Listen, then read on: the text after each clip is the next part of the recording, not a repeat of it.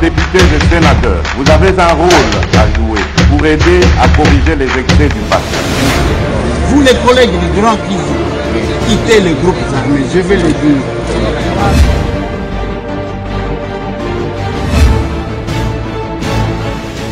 Bonjour, bonsoir mesdames et messieurs et bienvenue dans ce numéro de l'émission Masolona Député ou toujours ça en direct de quelque part.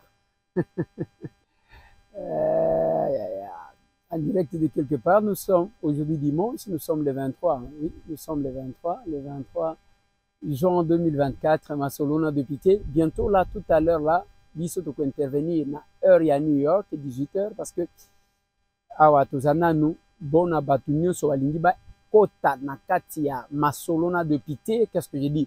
Échange patriotique oyo ezo salima aux États-Unis auto ko intervenir na 18h de New York. Bokoki, je pense que la régie va vous mettre les zooms et code ya zoom yango wana bokoki ko intervenir, bokoki ko kota pour que tu échanges mboka. Masolona Député mokolo mwa lelo, on va parler du décès ou de la disparition du patriarche Bofassa Diema. Il n'est plus. Il est parti. On va parler de quoi? On va parler, il y a lancement, il y a travaux, il y a rocade. Ngai na banda koloba depuis kala. Enfin, les travaux ont été lancés. Eko banda wapi, eko kende wapi, eko suka wapi, rocade angwe zanini. On va devoir parler de ça. Nakatiwana, on a relevé la question à Kalambambouji. Enfin, cette route-là est ressuscitée. Masolona Député, polémique sur la garde étrangère autour du chef de l'État. Qu'est-ce qui se passe et pourquoi? Les Congolais ont raison, c'est leur président, ils ont raison. Il y a Kotuna Mituna Nyon sur ce qu'ils allaient. L'arrivée ce mercredi, oui, et l'autre dimanche. Lundi, mardi, mercredi. L'arrivée de la Miss Congo, elle s'appelle Gloria Lenga, Miss Congo Irlande. La demoiselle là arrive à Kinshasa dans sa terre natale. On a rencontré quelques personnalités, c'est de discuter. Je vous ai toujours dit que là où chaque Congolais merge, place nazomona ke ezokende malamu, ngai nakobeta ka maboko. Place nazomona ke ezapona lokumu na biso, ngai nako tombola kaka. Et ça c'est les principe nanga bande konanga. Avant de parler, il y a échange patriotique. Oui, le 29, oui, le 29 Kosalema na Bundes.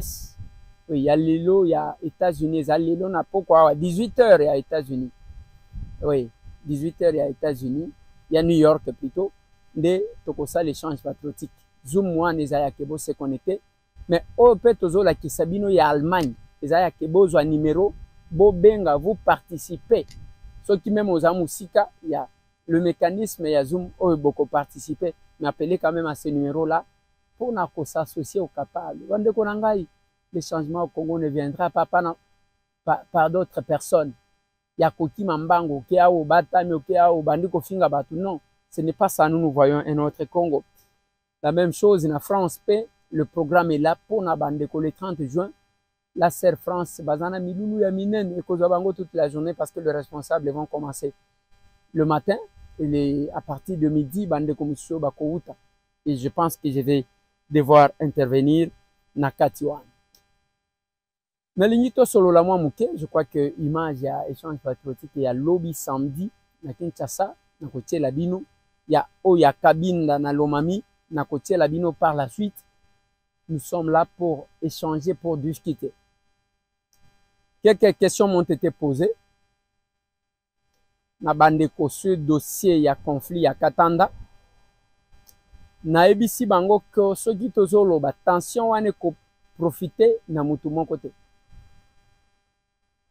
sauf bao tireur de ficelle nde bakoti ko se retrouver mais sinon tension ya Katanda ko profiter biso te ko tsanzala et les tribus je ne sais pas les ethnies oyo bazo bunda bena shimba bena kapuya bena mwembia lobi na pesa kibino quelques nom de quelques leaders. Il y a quoi? Ils apprennent à sensibiliser Bango, que les coins de ce pays-là, ou les coins du pays qu'on appelle Katanda, côté où on n'a jamais s'est développé avec les conflits, et Banda depuis Bamboula, j'en connais quelque chose. Et conséquence, c'est que tant que vous avez un boulot, vous avez des militaires. Les militaires, vous avez des colonies sauté. Il y a des liboso pour nous qui des bilangs, bakobana ko futi sa yokoto na yoyo kende wapi ainsi de suite. Moko pe bakobana ko rançonner bino, nous connaissons comment ça fonctionne. Et deux fois pour na ko banga bato ba kende ko kata bilangate. Et ça va profiter à qui? Yangonga na zolo baka na bino, on doit gérer nos différends. Nous devons nous dépasser parce que makambo lizi ba wana ya biso, o bilanga wana bakati yango kote na biso. Mais ça va nous amener où tout ça? Certainement que je continue à recevoir les appels. Bandiko musuba bengi bisonde bana shimba, bamusuba bengi bisonde bena kapuya, bamusuba lobite biso bena mwembia, ainsi de suite. Mais chaque ethnie, bon, je ne sais pas s'il faut parler en termes de communauté, chaque communauté a sa version tout à fait haute. Lobi na yebisa kibino keba bena shimba wazolo bake toyamba bena kapuya na bena mwembia bamusuba lobi baza yayana leki bamusuba lobi baza ba mapasa. Mais to tia bango côté to tia bango bayako balukela biso surtout que belé na bango bazwa mbongo. Tango zozo ape bena mwembia bango balobi te biso to koya kopesa yo ba élément de Eliezer. Bande kona biso ya bena shimba wana baza bien te. Il y a beaucoup de choses au basi basala sala kotumba banda kuna biso ko sala boy en tout cas moyen te. Mais tango zotala bena shimba wana balobi te biso nous avons des villages auto kima likolo ya violence ya bandeko. Il faut se demander comment bazwa kamanduki, comment bazwa kanini. Donc, les jeux ya ping-pong.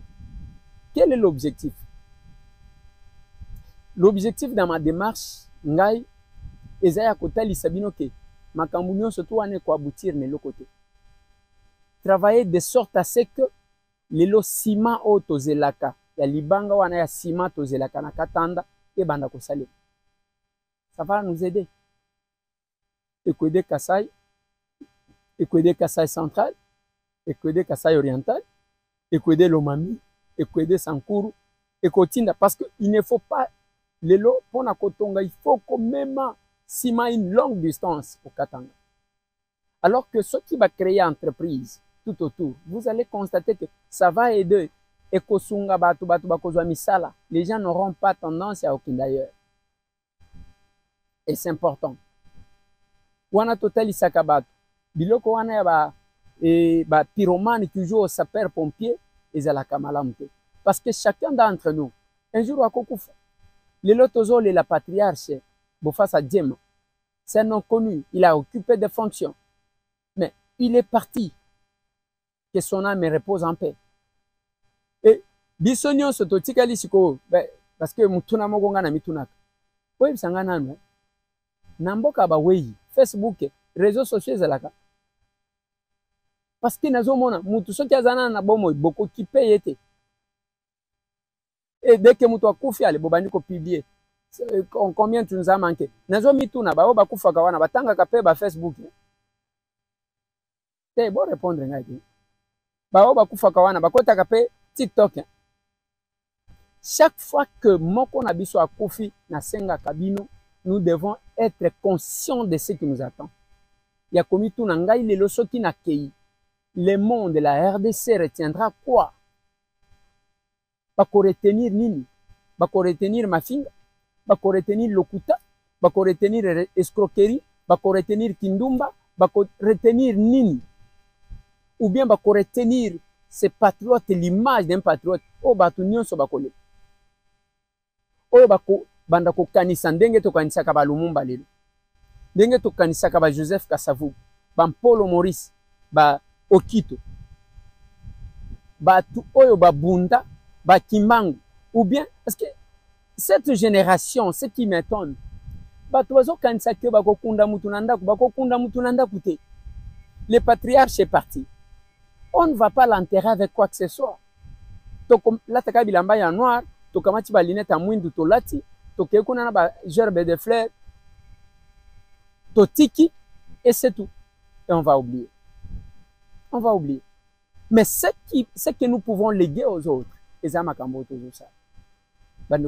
surtout pendant ces moments où il y a agression rwandaise, c'est un moment qui va marquer notre histoire. C'est un moment où nos enfants vont étudier ça. Pourquoi mon père, et cause à la fierté, il y a bana na yo bakoko na yo bazomona ke batanga ka kombo ya koko na bango ekoza la malade. Lelo Kagame est fini, il est en train de pleurnicher. Bolan d'intimidation wana te. Ça va passer un jour et ça va rester dans nos livres. Et beaucoup de personnes aujourd'hui qui servent des tuyaux ou des canaux, il y a transmission à message, il y a apologie à Rwanda et de leur agression. Heureusement, les paroles ne s'envolent plus. J'ai vu, j'ai vu un membre du gouvernement, un membre de l'économie. Dès que il y a côté sur Facebook et les réseaux sociaux, il a effacé les images, mais pourquoi ne pas se corriger?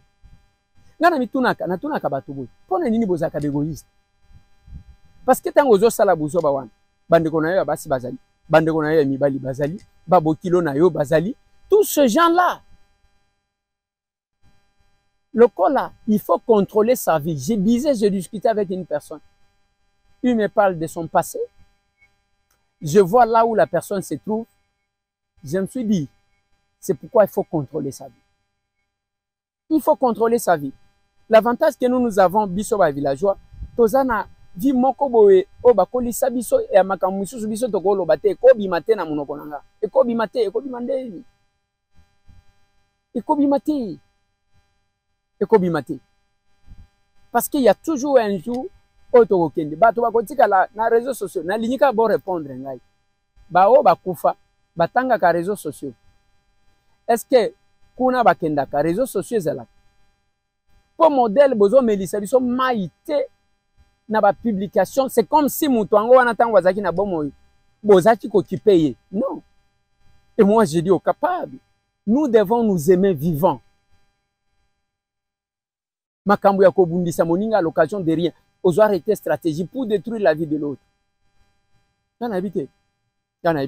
Et nous devons faire un effort pour ça. Biso chaque fois que na lobaka ata olingate na zoaka ka raison plus tard. Je me suis mis à dénoncer le manœuvre à PPRD. Batoubamonaki comme un acharnement. J'ai expliqué Nalobi Bandeko Bokep. J'ai alerté Bandeko Bokep. Bandeko Nabiso Bazana Plambo. Batoubandimate. Jusqu'à ce que Babandiko Kangaba. Et le point d'escale, Ndeo Ndeko Nabiso Wana Akeko Lobawanake, Bayambaki Malamu na Tanzanie. Point escale, point de rassemblement bazaki nango yango. Baye ko changer mususu et comment qui bako tanzela kikwiti pour rencontrer Nzela Bandundu, pour rencontrer un prêtre qui devrait les recevoir et les acheminer tango nazolo bawana miteme makile panzani bam. Nous sommes parmi les personnes informées de ce pays. Alors mais des fois à force de parler tango bazo kelayote ozo lemba, tu te dis bah tout ce qu'on donne comme information, ceux qui sont censés prendre des dispositions ne prennent pas. Mais je ne me décourage pas trop parce que je me dis, mieux vaut nalo baba zanga koyo kelangai. Comme ça, ceux qui likamboye batuba monake ezayangoa. Nalo baka tangu tozui pouvoir. Tangu le chef de l'État Félix Antoine Tshisekedi Tshilombo a eu pouvoir. Nalo baka projet ya baso de mouton na lobby ngana za contre yango et ko résoudre le problème embouteillage té. Et cause à la gaspillage. Batu bayoki langati. Na proposant na lobito ça la rocade. Et le kotobengi route de contournement. Route wana boko salango neti autoroute. Et kobanda kuna na njili. Et ke kobima ti na kimwenza mission. Kote biso tozaki ko proposer. Bande konanga. Ce n'est que hier que va comprendre que l'idée qu'on avait donnée en 2019, des idées comme solution, il y a un embouteillage. Désordre na biso ya kokumba. Bolingi bo ebsanga que n'Éthiopie désordre za la kate. Menzela aéroport, on ne met pas n'importe quoi. Et parce que Nzela ba paya ba le kaka yango. Et Nalobaka, ça sera aussi la deuxième route ou la deuxième possibilité. Il y a un aéroport. Au lieu de la canne, Nzela moko ya ke pont yanjili so ke bukani mutu akokatisa zate. Et hier, le chef de l'État a lancé le travaux. Balobi ndeini, balobi ekolongwa na Mbudi. Mbudi eleki na joli site. Eleki na Bralima. Rifla. Waneza na Kisenso, Rai. Ekomi na Njili. Njili brasserie. Eleki kuna ekomi na Sekomaf. Bandeko bazana Bouma côté. Patriarche Antoine. Ndako na ezalaka. Bouma. Bakozala servi parce que koleka wana. Njoko. Ekomi na Badara. Nde bimi na balabala. Pembeni aéroport. Et avec ça, on a sorti. Olingo bima wapiki Manseko bimeli. Olingo bima Kisenso bimi. Olingo Njili obimi. Olingo Campus obimi. Ainsi de suite. Ndebo emboka isalema. Baye ko lancer balobi, ça va coûter 300 millions de dollars. Et il faut attendre 3 ans pour Nzela wana et Coca-Cola. C'est ça, le délai qu'ils ont donné. Mais moi, je suis quand même content parce que finalement, ils ont compris que ezana batu balobaka pona kolobate.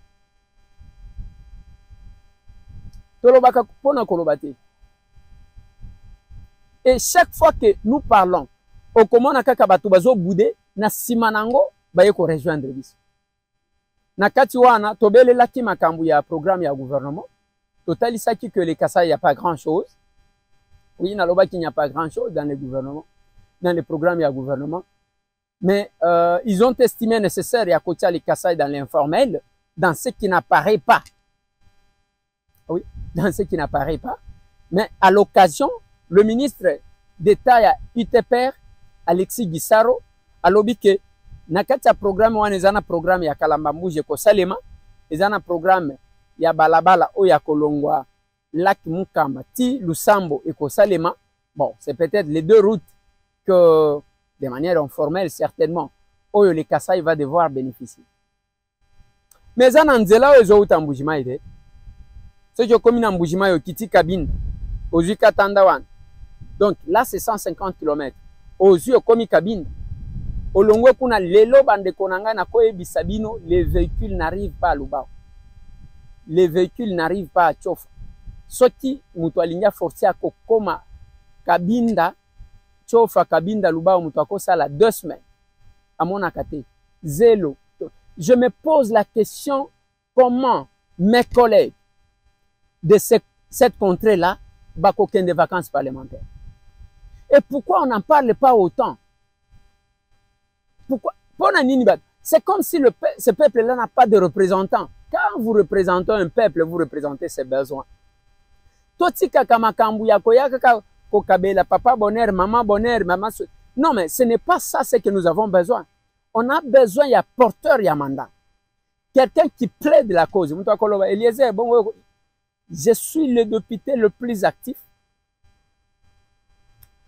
Je connais l'érosion nyonso ya Lukunga, presque. Nasina Kita, Nabato OVD. Misusu Salema.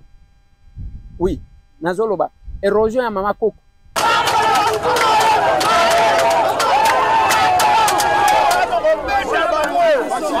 Namoni ba mama misusu bazon sisteke likolo. Mais oyo keloko nazoloba.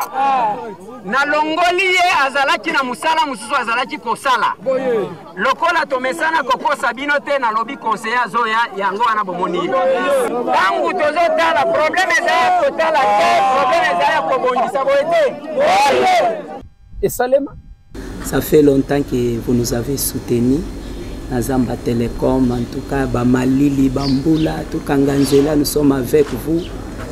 Tokeina régie des eaux, Basnel, en tout cas, Botika Kibisote. Toye Kopé Sabino, merci, parce que tout le monde qui, en tout cas, Tolité Mingi Ponanzela. Et maintenant, c'est la réalité des choses. Nous avons vu que c'est les eaux Salema. C'est pour cela que nous sommes venus, Tolité, Toya Kopé Sabino, merci. parce que tout le monde qui est les eaux salées pour ce que vous avez fait, tout le monde qui est une difficulté à maille, malgré que régie des eaux est quotidien, mais tout comme quand même n'a pas forage épelé. Tout le monde a bidon à maille na 1500, mais maintenant tout sommes na 300. C'est par vos efforts que nous reconnaissons qu'en tout cas vous nous avez beaucoup soutenu. Tout ça qui a un problème à courant, malgré que côté partout, tout le monde quand même que Dieu a fait. En tout cas, par votre effort, tout le monde est comme un courant. Malgré ça, va salir la cabine et nous voyons qu'en tout cas, il y a beaucoup de progression. C'est grâce à vos efforts. Au qui peut apparaître les lobbies Zalingaï, population de Katakamakam. Nous savons qu'avec vous, en tout cas, tout risquer Tamoulaï. Tamoulaï, Kobenga gouverneur, Koya, Kokita sur place, Tokoti Bamboula Bamani. Ezali, ko apparaître sur place, ne Kobangisa Bisoto. Oui, Kobangisa, oui, Kata Makambo, eza réalité sur terre. Okoki Koya lelo lobi, moi na Kokobota malelo lobi opesi kombo boy. Mais ceux qui kombo wana ezalaki kombo ya solo te kotika la ya solo te. Bisoto Kobanga te ke bango ba paraître. Moi, je suis botami lelo na moi no asi akola depuis que la différence est que c'est nikaka. Bazala quand même agité. Ce qui compte pour nous c'est l'âge. Je suis content que place Nazwaka Masikita, bazo si ça déjà Masikita, bazo Tchamakada. Ça c'est très bien.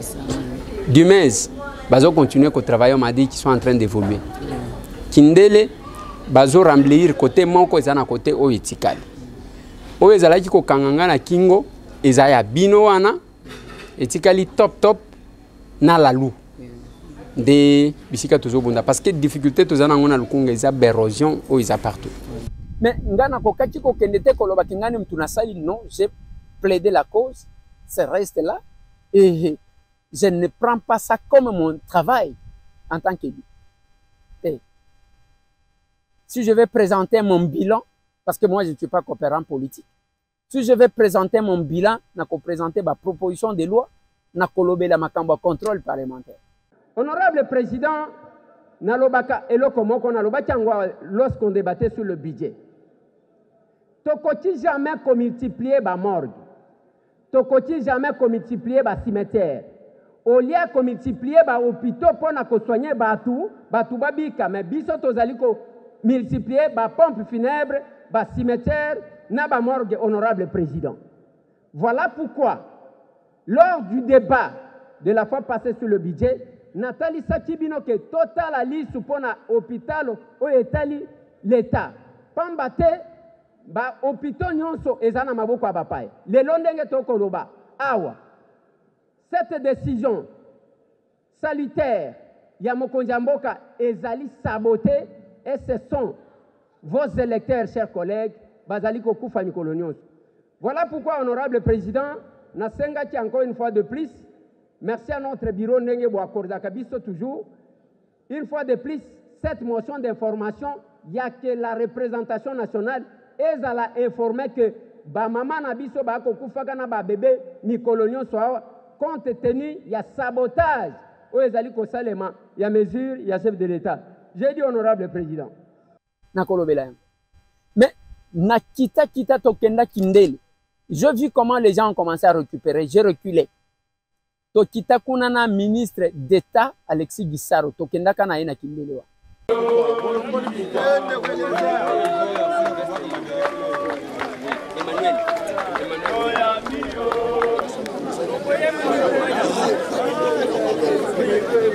Non mais ça c'est vraiment une phrase que je fais.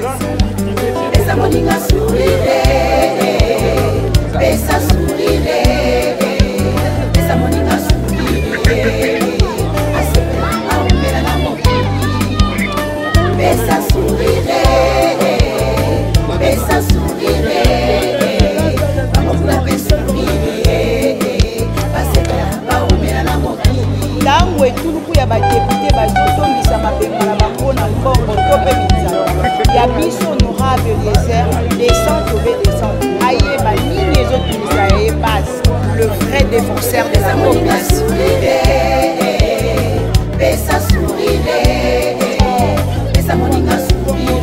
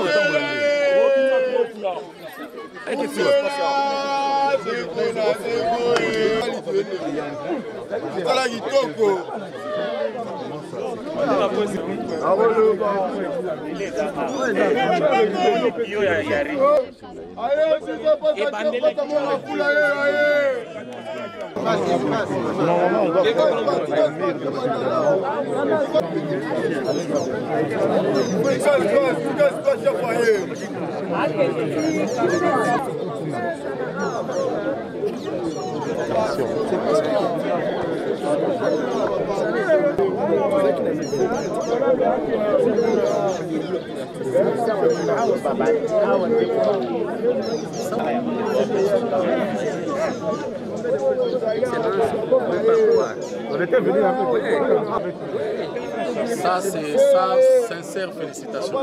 Ça, c'est la route est à ce niveau-là. Là où il y a des deux côtés.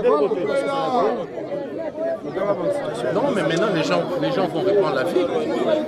Mais nous devons stabiliser ce qu'on est en train de faire. On va faire pareil jusque-là, au fond, là. Non, excellent.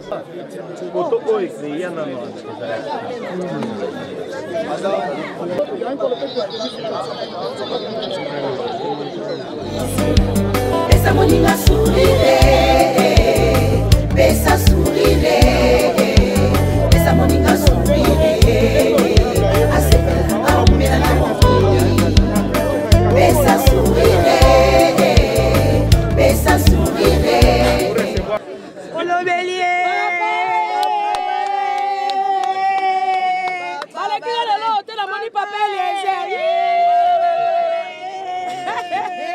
Yewana yana kamolomode yaka yeyo. Papa yo c'est papa yo social. Pas laisser. Non pas social Nous la présidente de la République par rapport au lancement du travaux ya Zela Oya Kimonza.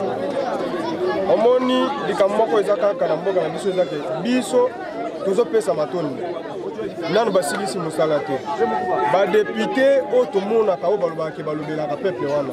Tomoni bango te tozomona kan de Eliezer yemo. Ozo comprendre? Or que nazolo ba mabete nazolo ba oyo ba tombola ka misapi na kati assemblée nationale ke balobela ka peuple wana. Mais ba député. Et ba député yo so bima ko to. Muto ngana yebi muto ya lobela kanzela o mingi. Asa Eliezer mo asa Eliezer ntambo.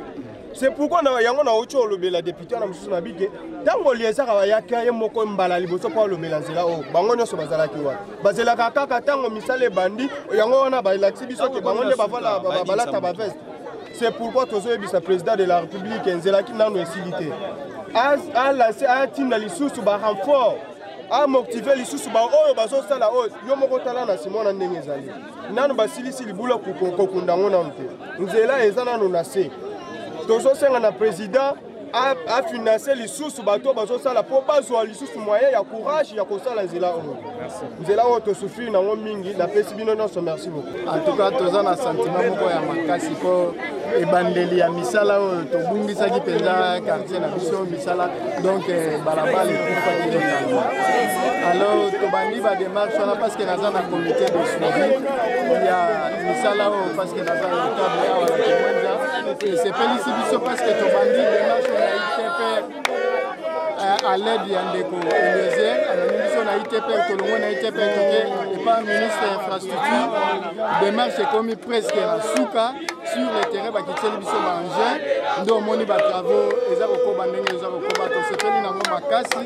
En tout cas, tout le monde député, monsieur Souteur, a suivi la démarche, tout le monde a le seul député Eliezer, a contré la mission. En tout cas, tout ce qui Nzambatia Maboko, mais tozo lingake biso lokwa toza na comité de suivi er bakokoma na ngonga ya kotia makada avant otia makada mbatia la biso ba caniveau moko consistant ya minene oyo ekosengake bamai ebanda koconduire bamai comme il faut.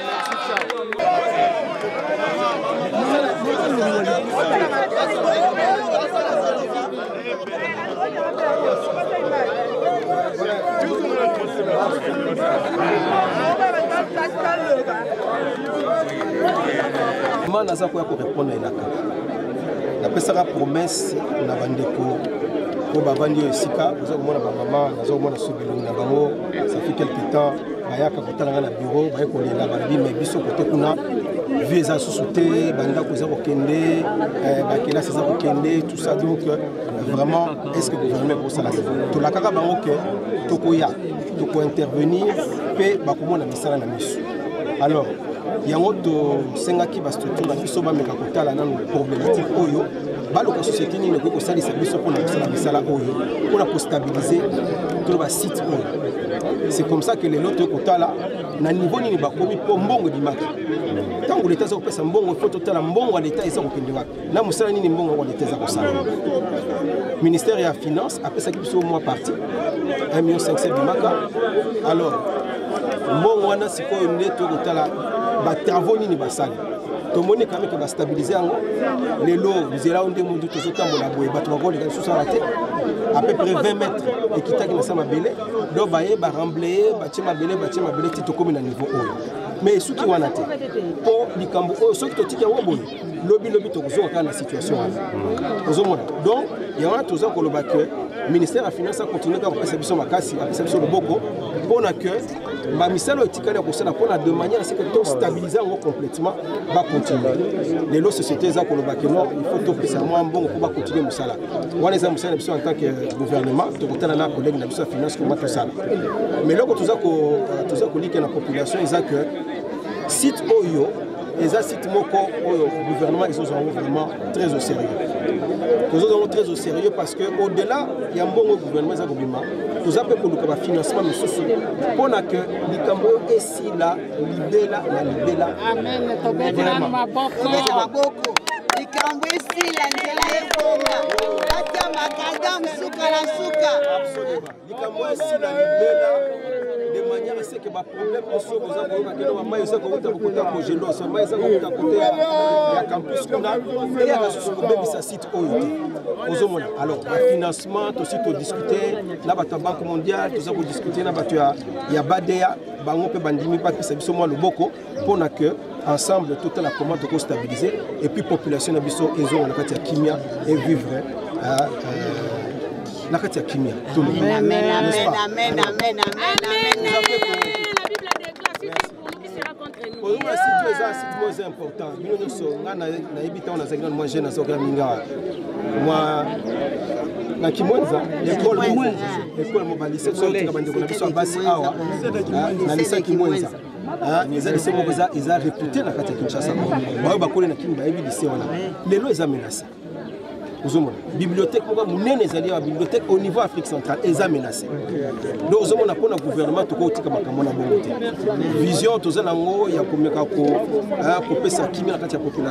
il fallait absolument que tout ça la toute la pour stabiliser la situation. Nous avons population. Il faut féliciter ce ministre parce que à la carte na juillet alobi ke misale ko banda c'est pas que ata moi chango zolamba fufu et quoi akaka boité il faut baluka mai baluka makala alors yango balobi boy soki to travailler na ngambu oyo et que kuna to travailler te eza musala ya mpunda alors pendant que bazo sala comme babimisa kimbongo wa liboso babandi déjà awa OVD bazo sala d'étude ce n'est pas que bakotika parce que ceux qui totiki ezalo kola to baby simbongo alors dès que basisi okomona mbongo ya mibale ozobima selon le ministre to ko attaquer kuna mbala moko ozomona alors bosa la calme bongo to ko saka bino alors to ko saka te alors na ndenge to zolo baboyi objectif ezanini à part mbongo l'état limisi ezana mbongo mususu banque mondiale a kobimisa OK jusqu'à ce que bakozoni ça batena makadam ils ont dit bien comme ça ndeto zone Tokita et du mes na kitaka kunanga moko na ciment. Je ne sais pas si la régie va nous aider avec toutes ces images là.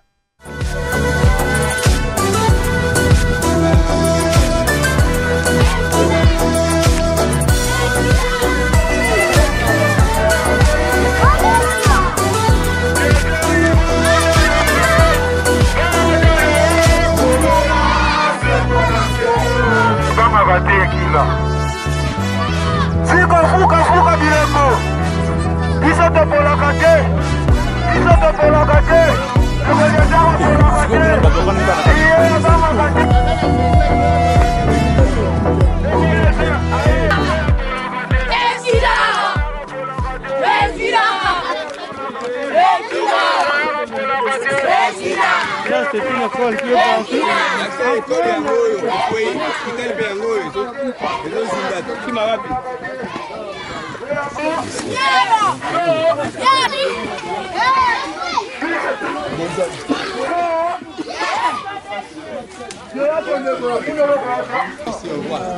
Na nsima nango bamisali bandi après nazongisi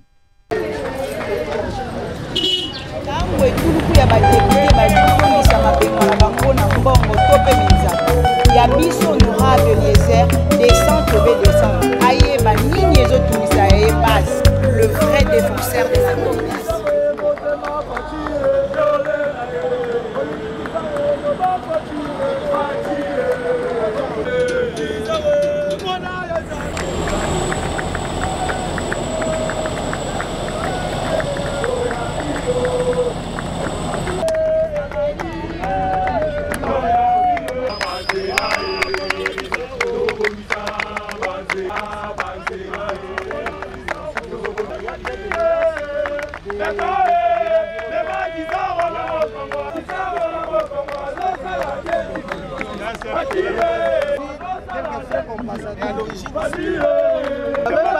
De prise en charge. Ça n'existe pas. Alors, il y a pour recourir devant le ministre. Nanzira Yandeko Eliezer Ntambwe. A commis biso ti na liboso ya DG ya OVD. Alors, bayoka ki kolela na biso. Yango tozali kopesa bango merci na ba démarche non so basali et puis promesse au ministre Robaki que dans 3 semaines bazoya kobanda misala na Dimez. Oui, et kokisami na promesse parce que ye moko d'abord azali mwana lokunga, azali mwana mboka de père et de mère. Ayoki kolela ya baleki na ye, batata na ye, bakoko na ye, bandako ebele ekeyi. En tout cas, félicitations na démarche nyonso to sala ki pe félicitations na kante na bango parce que promesse yango et aboti na nzela ya Eliezer mwana kolo lopango akosaki te alobaki akoya na Dimeza wa soki amoni misala esalami mpo na ye atikaki biso te nde wana na nzela ministre na nzela ndeleko Eliezer toza kopesa bango longonya musala na ngai eza koplaider et simbi na tiki. Je ne peux pas prendre ça comme un bilan, mais je l'ai dit dans tous les coins du pays. Aujourd'hui, nous sommes en vacances parlementaires. Biso ba député. Na linika na yoka, chacun comment il va dire parce que je vis les gens batubazo tout cas. Nous devons investir le gouvernement pour que le gouvernement commence le travail. C'est bien bon. Mais il faut que ne peut pas yebisa ba électeur na yoke gouvernement wana to investir. Tale loko akosale la bino, tale loko akosale la bino, tale. C'est ça l'obligation de redevabilité. Mais ce qui oweli sikaka parce que balobaki na yo batie yo makamu na munoko ale. Lobake non nous devons investir le gouvernement. Oleki kuna pona copleur na bato. Ça c'est un problème. Voilà pourquoi mkolo wana nga intervenir kité. Nazaji ko tala bato na tala na ba collègue na biso ndenge balobaka. Mais j'ai trouvé que peu de élus portent les besoins de leur peuple. Mukeka. Et sans souci. Bazaka muke. Bazaka muke. Bazaka muke. Mais le reste, ce sont des polémiques. Polémique, et Tomoni Mundele, le chef de l'État, Félix Sabakomi Kokengelaye, Naba Mindele, Roumain, ainsi de suite. Pourquoi on les fait? Bon, est-ce que je vais commenter la sécurité du chef de l'État à travers le monde? Ils en ont Bamboka. Na Congo, on a sécurité pour le chef de l'État à Malonga. Mais sinon, sécurité à la chef d'État. Ezaka d'abord il dépense à Kambongo mingi. Ezaka Kambongo mingi. Vous prenez le président américain. Bavion présidentiel Omi Balewana et Pumboka moko ezana combien? Je peux vous citer autant de pays, même les pays africains. La sécurité d'un chef d'État parce que c'est le représentant, c'est le premier d'entre nous. Yoko banda ko discuter pour la sécurité na été. Wana kolobananga ndeko Eliezer mais olobaki que Ibrahim Traoré bazo kengelaye. Oui, la sécurité, je ne suis ni membre du cabinet du chef de l'État, ni qui que ce soit, je ne représente rien, Kuna. Mais quand même, je fais une analyse qui a créé des scandales. Tant qu'on a l'obaki que vous n'allez pas comparer Ibrahim Traoré na Félix Antoine Tshisekedi Tshilombo parce que les réalités ne sont pas les mêmes. Nathalie Sagiwana, bon, ah, tomoni ceux qui va Rumango, ceux qui va Nani, baza combien? Mais moi, je vous ai parlé des 100 Russes pour assurer la sécurité. Bon, c'est parce que chez nous, tous en andenge biso tozo sale là-bas makambu, nyon se séparé.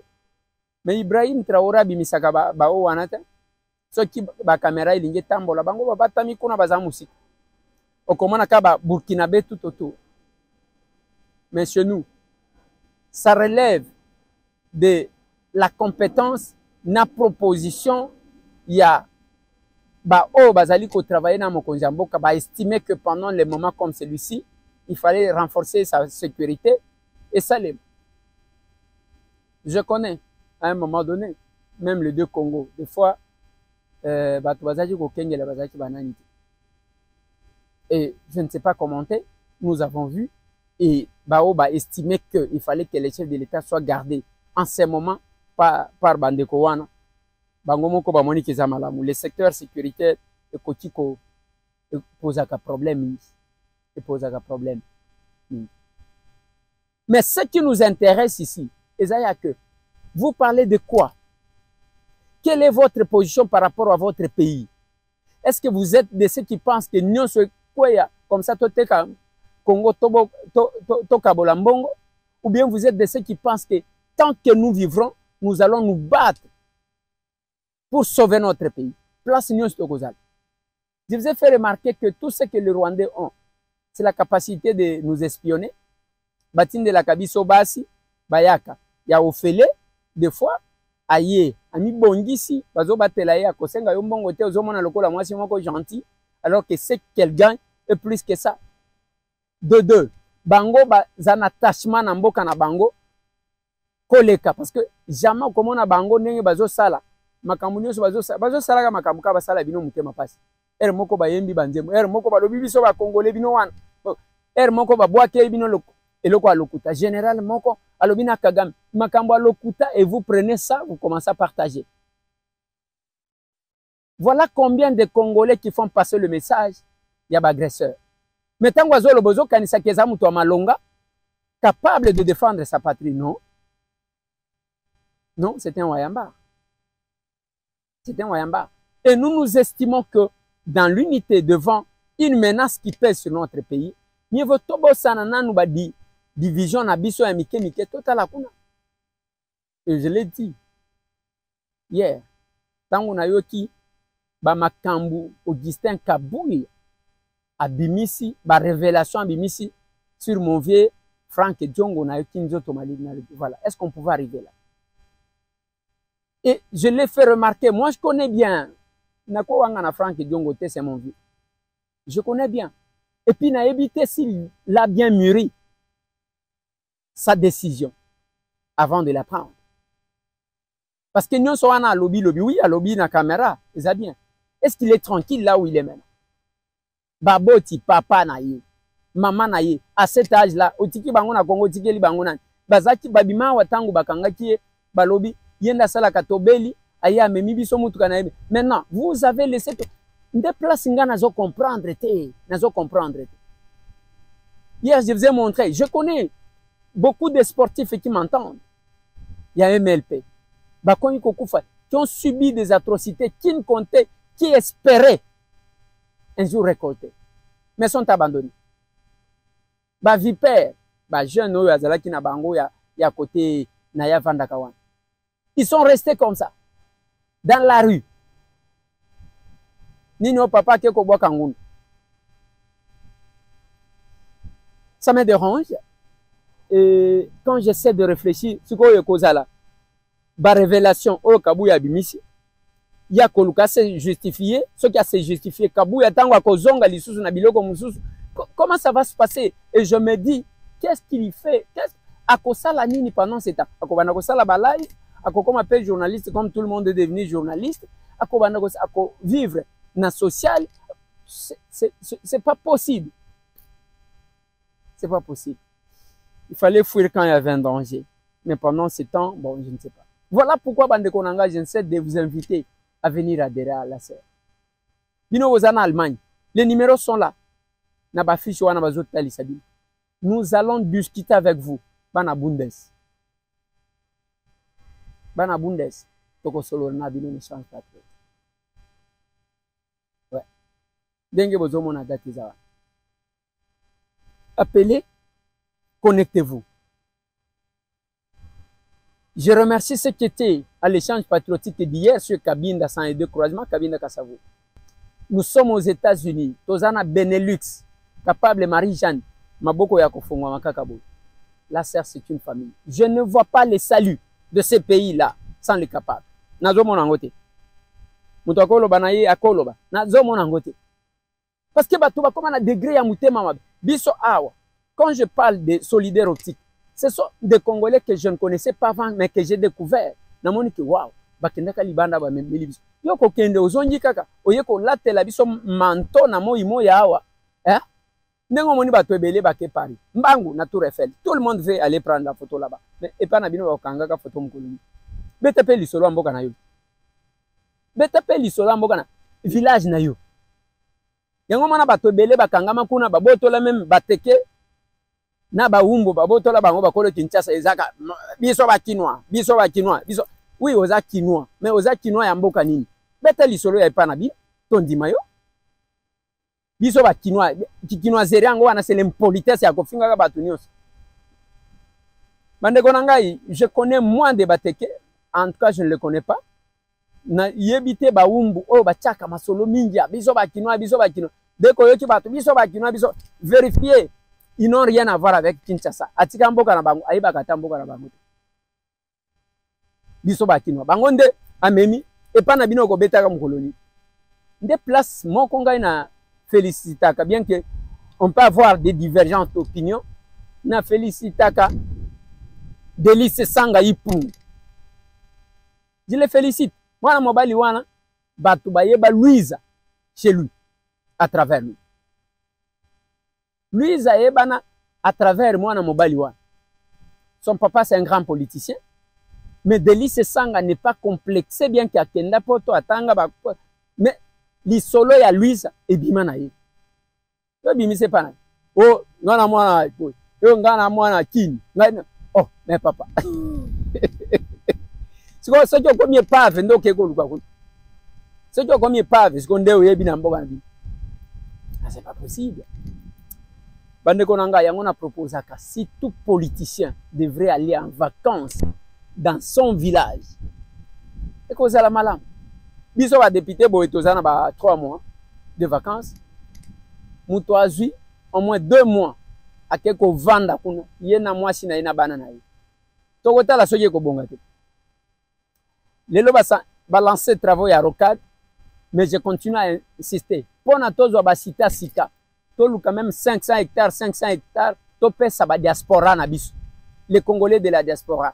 Topé si ba oba utaka États-Unis, topé si ba oba utaka Belgique, topé si ba oba utaka France, ba oba utaka Canada, ba oba bango nyonso topé si bango comme on a concurrence na ba construction tokozwa na Kinshasa wana tokam.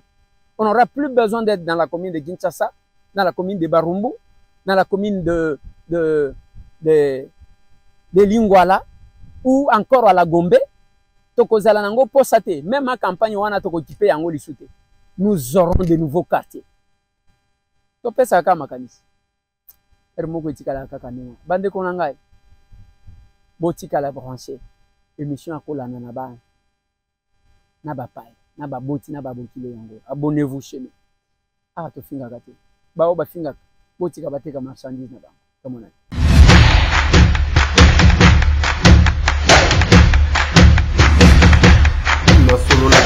Honorables députés et sénateurs, vous avez un rôle à jouer pour aider à corriger les excès du passé. Vous les collègues du Grand qui quittez les groupes armés, je vais le dire.